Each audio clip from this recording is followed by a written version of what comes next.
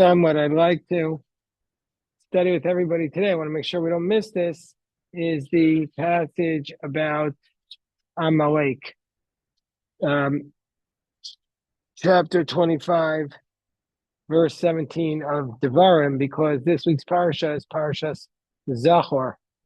And so therefore, it's in Deuteronomy. Do you have Deuteronomy with you, Jeff? Sorry, but do you have the Chumash? You have the regular Chumash. Just take a regular Chumash. Yeah. So, You know what I just bought, inspired by you? Just bought the commentated Bible. The English speaker look for those up. yeah, that's not, I mean, I don't use that one. No, but I'm just saying I'm not like a find it too. My favorite of all these is the Art Scroll Rashi. I think it's just an incredible work of scholarship. Um, it's just okay. So, well, you can get that for this also, Dan.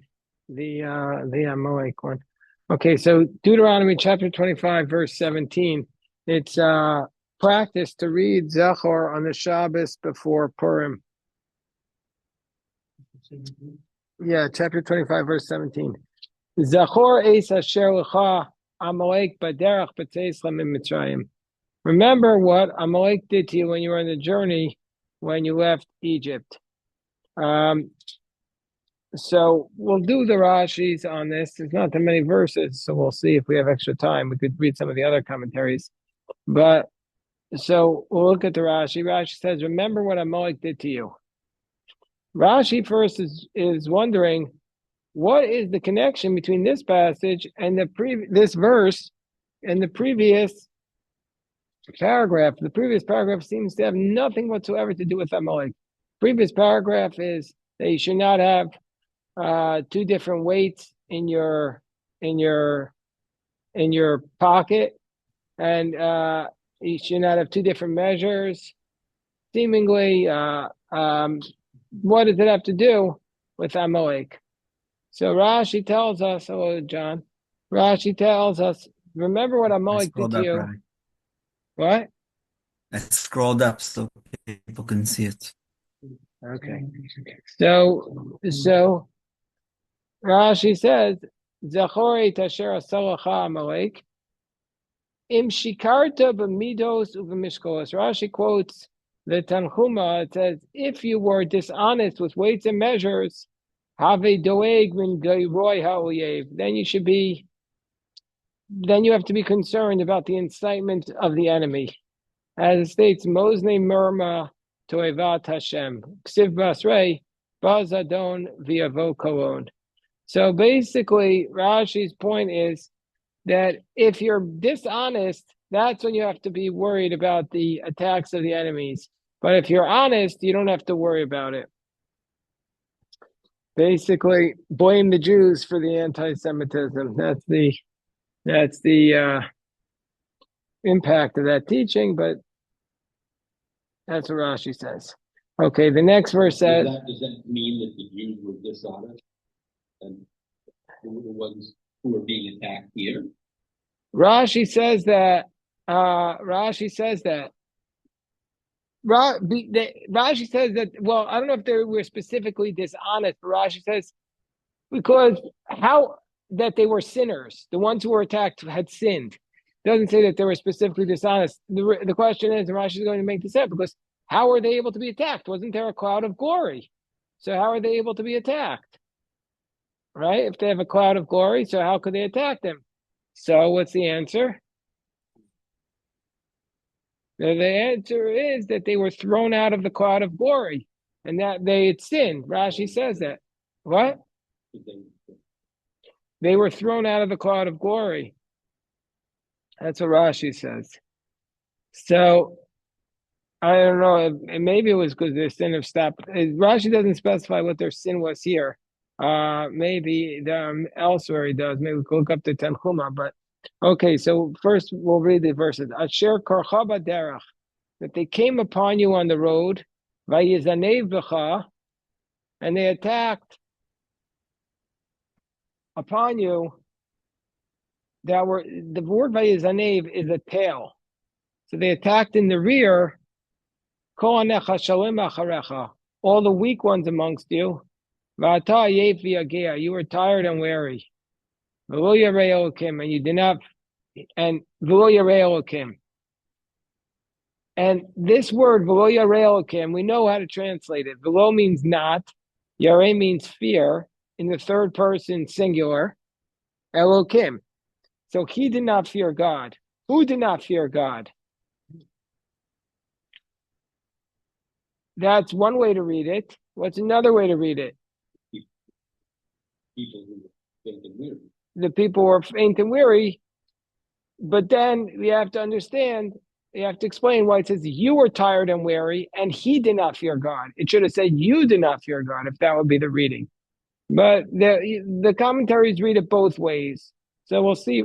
First, we're going with what Rashi says, but I could point out what Cheskuni says in a moment. So it states,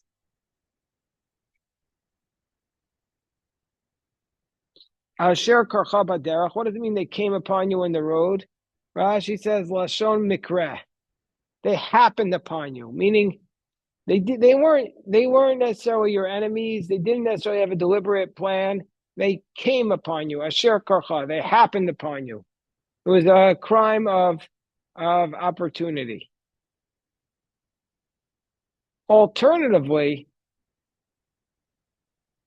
Rashi gives a second explanation as to what their sin was. Karcha, Rashi says, comes from Lashon Keri. Keri is a reference to male seed. So vituma and impurity. Shayimetaman b'mishkav zachor. Now that they cause them to become impure through homosexuality. So this is actually, like, I don't want to be too graphic here because Aiden is a teenager. He doesn't have, might not be appropriate in front of him. But there are some references here to, like, the rear. You could see it, like they attacked you from the rear. You're tired and weary. So this could be, so Rashi is suggesting that the Amalek was the sin of sodomizing the Jewish people, that they did like a homosexual assault upon them.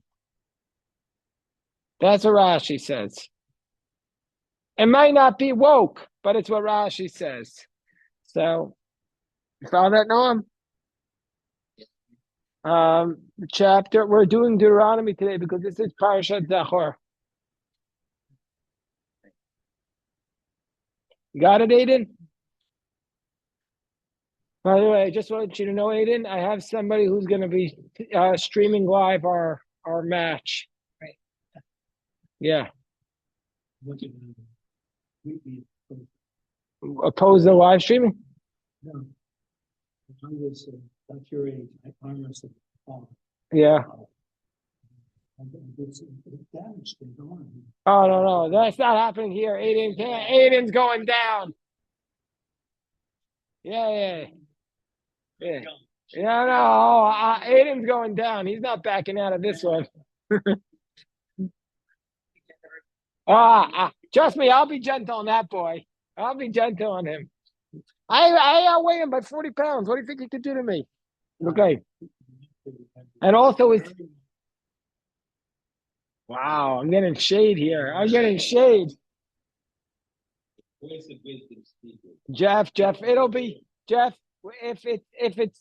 I'm going to be wearing a helmet, so nothing can happen to my head. No, I told him if he breaks any bones on me, he's going down. He's going to be sued. All right. So, alternative explanation. We're doing, see, Aiden and Noam and Aryeh, this Shabbos is Parashat Zachor, which means we have to read about Amalek on Shabbos morning after we read the regular Torah reading. You remember what Amalek did? Amalek, so we just read that they attacked the Jewish people. So Rashi's saying, it says they came upon you on the road. Rashi said two explanations of what they did. Because why was what they did so bad? The first explanation is that they just happened upon you. The second explanation is that they sodomized the Jewish people. They sexually assaulted them. Now we go to the third explanation. Lashon, Rashi says, Lashon Keri, Vituma, Shayimitaman B'mishkav, Zachor. That Korcha means Keri, which is male seed, Vituma, and impurity, that they defiled them through homosexuality. They came upon them in the rear. That's what the text says. This is what the text says. So, This interpretation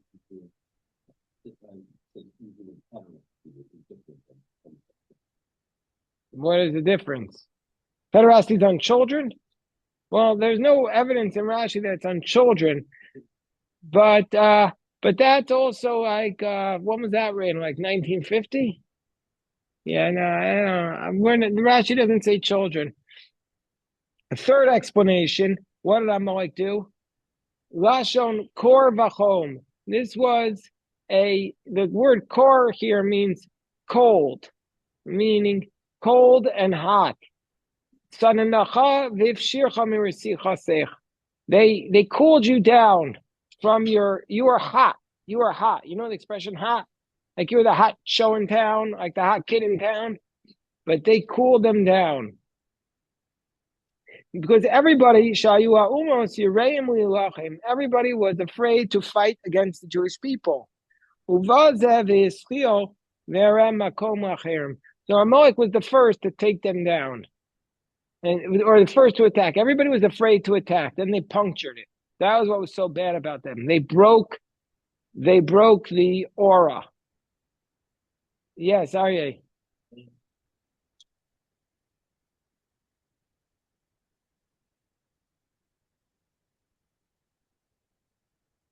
So we're just reading Rashi now. A lot of people do want to focus that was what was so bad, that they attacked the weak and the wary, and that there definitely is that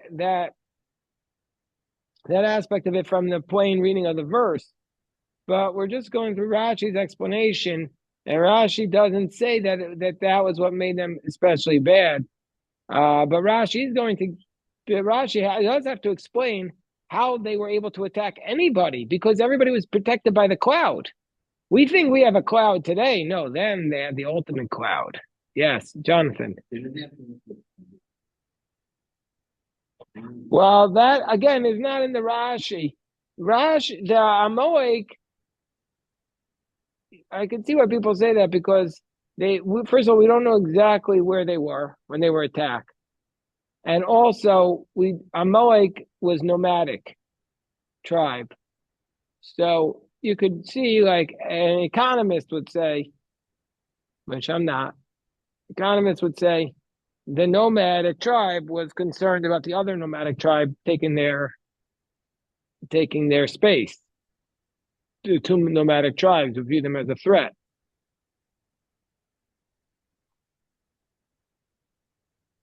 Okay.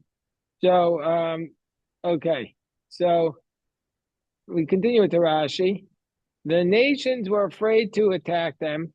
And Rashi says it's like a boiling hot bath. Then nobody could go into this boiling hot bath.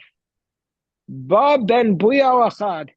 So one wicked person comes and jumps right into it. Even though he gets burnt, he cools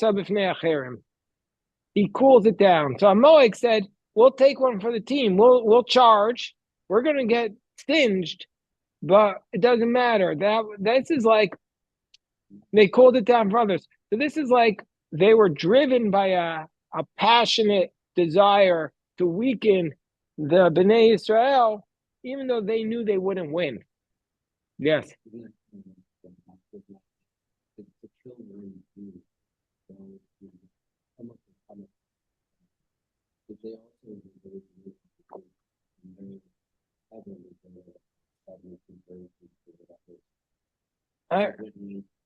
There are definitely some parallels between the way Amalek is described in the Bible and the ideology of Hamas and other people who attack the Jewish people. And there's definitely some aspect of it, especially the way Hamas attacked on October 7th and the way terrorism as an ideology attacks. But we also have to be very careful not to equate it, because if we do, then it could lead to the biblical reaction, which is that that people react and say, well, if they're Amalek, then we have to kill everyone, man, women, and children. And I remember when I was maybe a year or two older than Aryeh and Aiden and Noam, and the Shabbat right after Shabbat Zachor, the day after Shabbat Zachor, or a few days after, was when Baruch Goldstein just went into the mosque in Hebron and in Marat HaMachpelah and just shot up, I think, 37 people. How many? I don't remember exactly. 20, How many? 29. 29. 29. And it caused a lot of innocent people died, and also caused a lot of reprisals, and it was very bad. It was very, very bad. So you have to be very careful with your rhetoric, and it's very easy to make comparisons, but they can also be dangerous.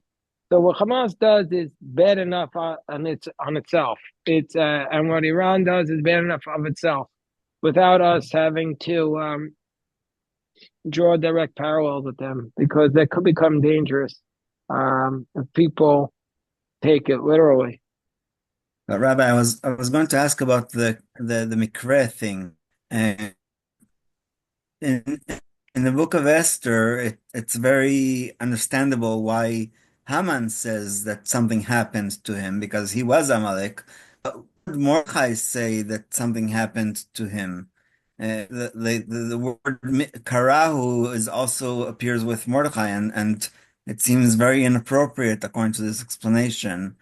Um, So the people I have heard, people have drawn the distinction with Bilam, and it says by Moshe, it says Vayikra Elokim el Moshe, and by Bilam it says Vayikar Elokim. The difference between Vayikar is happened upon, and Vayikra, he called, is just an aleph. And the word Vayikra at the beginning of the portion is God called. That aleph is written small in the Torah. So the difference between Moshe and Bilam is just that small aleph. But that's the difference between viewing the events in the world as a calling, God called to us, or it just happenstance, coincidence. The Bilams and the Amaleks and the Hamans of the world, they view the world without sense. Without a God center. And so therefore, it's whatever happened. But Moshe Rabbeinu, and our job is to view the divine providence, the role of Hashem in the world. Okay, so back to this. Okay, Vayizaneh Becha. So what does that mean? Rashi says here, Makat Zanav. It's a attack on the tail. Chotech milot v'zorek klape mawa. That he would cut off the milot, and then throw them up. I don't know, like the husks or something, whatever that means exactly. He cut them off and threw it up. I'm not 100% sure what that means. Maybe, actually, wait, this is what it means. It must be the following. Actually, Makat Zanav, Chotech Milot, I read it wrong. Chotech Milot, he cut off their circumcisions. They cut off the place of their circumcision. So this is the opposite. Not only did they do the homosexual act on them, now they castrated them.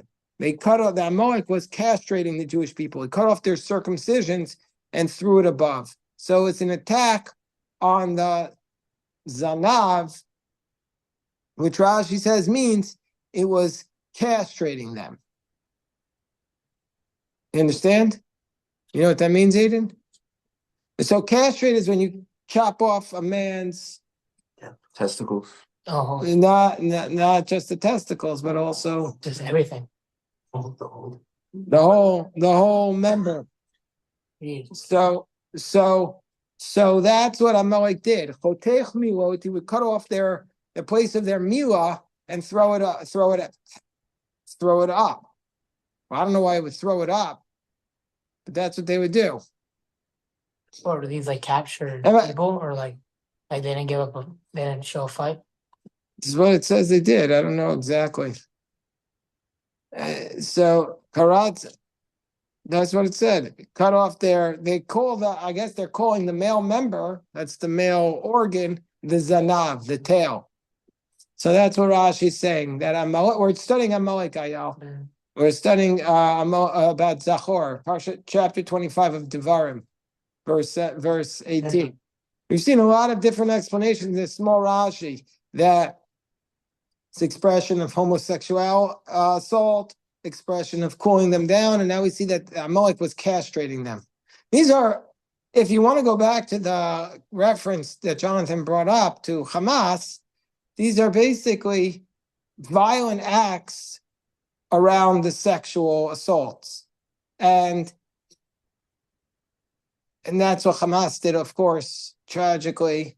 And those assaults, we know, it's too painful for me to even watch, but those assaults happened on women and men. No, were men. Yeah, when they were held as hostages, they were assaulted regularly. Yeah, I can't read the articles, it's too painful, even though it's so brave of these women who are speaking out, and the men, that they talk about how they were assaulted every single day. Every single day they were assaulted by Hamas. So these types of attacks are sexual assaults, but there's nothing sexual about it. It's just that they're assaults on the genitalia, and they're assaulted in a sexual manner. I mean, there's nothing intimate about it. It's just a violent, horrific aggression, which the world ignored and did not care about, and still does not care about. Okay, and then it says, when it says they attacked all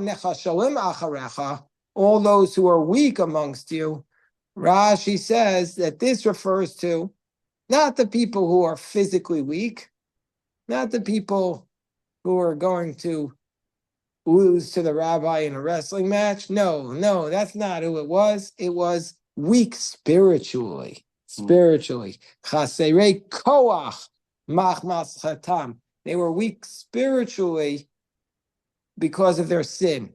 Shayanan poltan. The cloud tossed them out. So that's why they were outside the cloud. Well, it doesn't say what sin they committed to be tossed out of the cloud. It doesn't say it here. Does it say it? Maybe Rabbi Yosef, there's a commentary on this Rashi that says, what sin did they commit to be tossed out?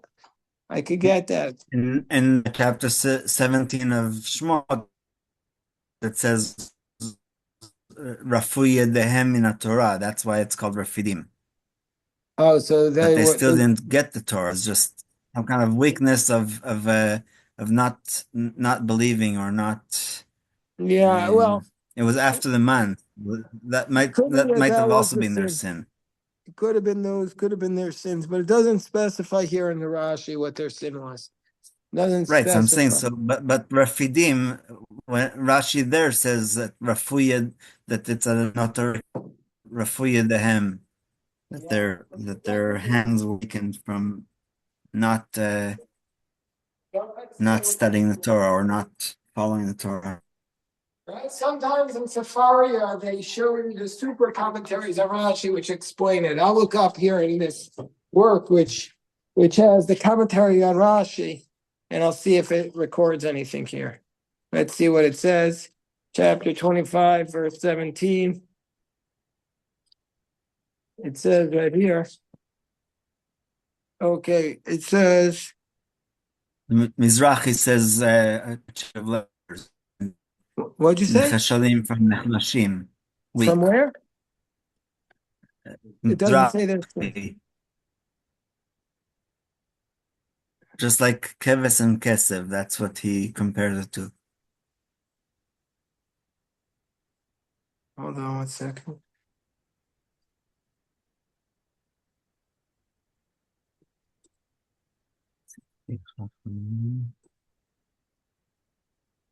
It doesn't, okay. No. Also, the Siftei Chachamim says something similar. Okay. Oh, it Oh, just yeah. doesn't explain it here. Okay, we'll go on. But I do want to point out that the Baal Turim says that when it says Vayizanev, their tail, he says the numerical value of that is Zamila. This is the circumcision. That was the numerical value of it. Okay. Well, actually, wait, we have to daven. Do we have the million here? Yes. What? No, I don't think so.